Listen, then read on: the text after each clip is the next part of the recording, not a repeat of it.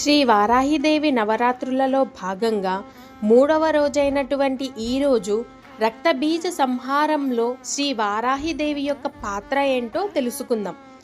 ఒక రాక్షసుడి రక్తం నేలపై పడిన ప్రతిసారి వేలాది మంది కొత్త రాక్షసులు పుట్టేవారు. అలాంటి భయంకరమైన రక్తబీజుడిని ఎలా సంహరించారు? అందులో శ్రీ వారాహిదేవి పాత్ర ఏమిటి? ఈరోజు తెలుసుకుందాం. రక్తబీజుడు మహాశక్తివంతమైనటువంటి అసురుడు.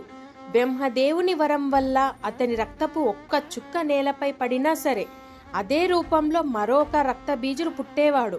దేవతలు ఎంత యుద్ధం చేసినా అతని రక్తం చిందడంతో అసురుల సంఖ్య మరింత పెరిగిపోయింది. దేవలోకం మొత్తం భయంతో వణికిపోయింది. అప్పుడు ఆది పరాశక్తి తన దివ్యశక్తులైనటువంటి సప్తమాతృకలను యుద్ధరంగంలోకి పంపింది. వారిలో మహాపరక్రమశాలి అయినటువంటి శ్రీ వారాహిదేవి కూడా ఉన్నారు. వారాహి అమ్మవారు తన చేతుల్లోని దివ్యాయుధాలతో రాక్షస సైన్యాన్ని చీల్చి చెండాడింది. ఆమె గర్జనకు శత్రువులు భయంతో పారిపోయారు. రక్తబీజుడికి అండగా ఉన్నటువంటి అసుర సైన్యాన్ని ఆమె నాశనం చేసింది. ఆ తర్వాత మహాకాళి తన దివ్యశక్తితో రక్తబీజుడి రక్తం నేలపై పడకుండా స్వీకరించి అతన్ని సంహరించింది. ఈ విధంగా సప్తమాతృకల సహకారంతో ధర్మానికి విజయం లభించింది. ఈ కథ మనకు చెప్పేటువంటి సందేశం ఏమిటంటే, అధర్మం ఎంత బలంగా కనిపించినా దైవశక్తి ముందు అది నిలబడదు.